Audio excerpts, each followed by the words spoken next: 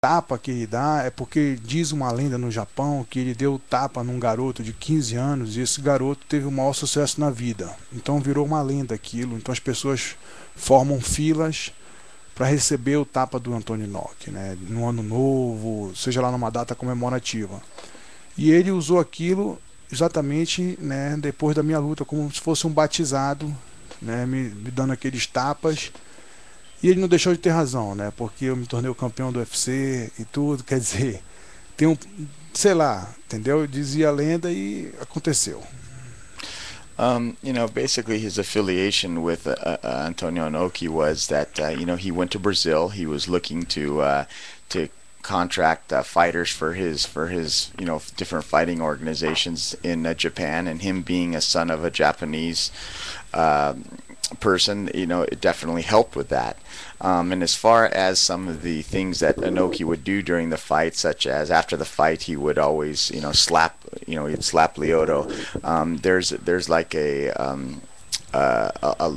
kind of a story in Japan that Inoki slapped this 15-year-old kid, and the kid ended up having great success. So it became kind of like a legend, or like a tradition out there, that, you know, on very commemorative dates or like birthdays or New Year's, there's lines that form to get slapped by Antonio Inoki. And you know, like Lyoto says, I mean, obviously there might be some truth to that, because, you know, I did turn out to be the UFC champion, so there might be some truth in getting slapped by Inoki.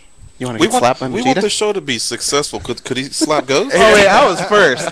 I got you first. Don't try to throw me under the bus. I was licking my chops as Ed was saying all that. By the way, Ed, you're an outstanding translator, and I think you catch a lot of flack. I just want to say I know a little bit of Portuguese.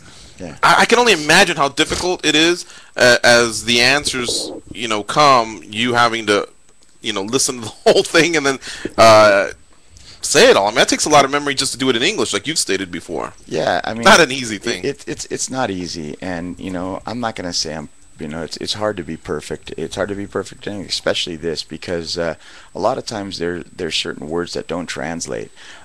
Never am I ever trying to cover them up on purpose. You know, there are times where they'll say something and I try to turn around and I try to express it in the same meaning. Some phrases don't translate, so I try to do the best that I can to pass on the same message that they're trying to relay, you know. Yeah. And, you know, but like I've said before, you know, sit there and you know, let me talk to you for 40 seconds or 35 seconds, and then I want you to repeat everything back to me word for word.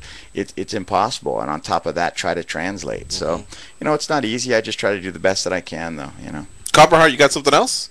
Yeah. Just a small follow-up. That Indian headdress that he wore, like the native Brazilian clothing, was that Inoki's idea, or what was the deal with that? Because that was very unique. You know, you don't see that. De quem era a ideia para você sair como aquele índio que você saiu? É o Inoki também, ele que falou, não, você tem que representar a Amazônia, não sei o que. Eu digo, não, aí ele falou, não, você vai fazer um negócio diferente, você vai botar um índio. Aí eu disse, tá, tudo bem, né, você é o chefe. Yeah, it was more of Inoki's thought process with the headdress, because he said that because he's from the region of Brazil, from the Amazon, he wanted him to come out representing that region of Brazil. And, you know, and Lyoto was like, nah, I'm not too into it. He says, no, that's what you have to do. And Lyoto said, hey, you're the boss, and he did it. All right, cool. I have I'm going to get off the phone because I know these guys got a lot of people on hold. So I have a quick question and also a request. I can listen to the answer off the air. But my question was about, as a follow-up to the Machida karate for MMA, which is the third type of Machida karate. Does that incorporate sumo, or is that something that's unique to Lyoto? And then my request was, if Shinzo is available, can we get him on and talk about his MMA career and future plans? All right? All right, thank you for the call, Copperheart. Ele falou que a parte do Machida Karate aqui pro MMA, se vocês usam muitas coisas de sumo nesse tipo de karatê, foi a primeira parte da pergunta. E no segundo é se o Shinzo tá aqui, se o Shinzo pode entrar e falar um pouco da carreira dele em Vale Tudo. Tá, bem, essa parte do Machida Karatê a gente procura usar, na verdade, né, a arte marcial como um todo, né, assim, o que for possível a gente usa, né, se tiver uma parte que a gente precise, a gente vai mostrar também essa parte da luta de grappling, mas assim, sempre na transição, entendeu? Você socou, chutou, derrubou, já continuou, não é aquele negócio tipo sumô realmente, tipo wrestling realmente, que a gente está usando o karatê, adaptando ele para o MMA. E o Shinzo está aqui presente, ele pode aqui falar um pouquinho da carreira dele também. So, yeah, as far as the question about the sumo in MMA karate, or in the part of the MMA karate for MMA, he says he tries to incorporate every type of martial art. But it's a continuous transition. It's not like in sumo, when you knock somebody down, you stop. So yeah, there's certain aspects of sumo that he'll use, and there's aspects of other martial arts that he'll use, and try to adapt it to how it can work and benefit in mixed martial arts. And as far as Shinzo, yeah, Shinzo is here, and if you guys would like, he can get on and talk a little bit about his MMA career also. Yeah, we'll wrap things up with Shinzo towards the end, cool. if that's possible. Because yeah, Optimus had the same question. Was there any progress with Lyoto's brother entering the UFC's 155-pound division? Is there anything you can shed on that, Ed? You know, right now, I think for him to jump into the UFC, I think he needs a little bit more as far as MMA experience, but definitely, you know, that would be a great goal to eventually get him in there. I believe he's had 2 professional fights. He's 1-1, and you know, he wants to fight this year. He came out here to train. He's training at Black House. He's improving his wrestling. His jiu-jitsu has improved tremendously. I believe he's a brown belt now in jiu-jitsu. Yeah, brown belt. Yeah, he's a brown belt in jiu-jitsu now, and you know, his stand-up is, you know, he's quick. You know, he's fast. He's very elusive, just like Lyoto, and his ground game is improving a lot. So I definitely think that we'll be seeing Shinzo fight. I don't know where he'll be fighting, but he definitely would like to fight at least, you know, 1 or 2 times by the end of this year. Would he want to be put in the house for 6 weeks with no internet, no magazines, and no contact? I don't think he wants to do that now. No pain, no gain. No Can you pain. translate that? All right. Big Jew says, can you please ask Lyoto about other martial arts he's studied? Has he studied capoeira in Brazil? His footwork has a dance to, like, Jenga movement. Você já treinou outro tipo de arte marcial? Você já treinou capoeira? Não. Nunca só capoeira não. Já treinei, né? Jiu-jitsu, Muay Thai um pouquinho de boxe, mas não capoeira, assim.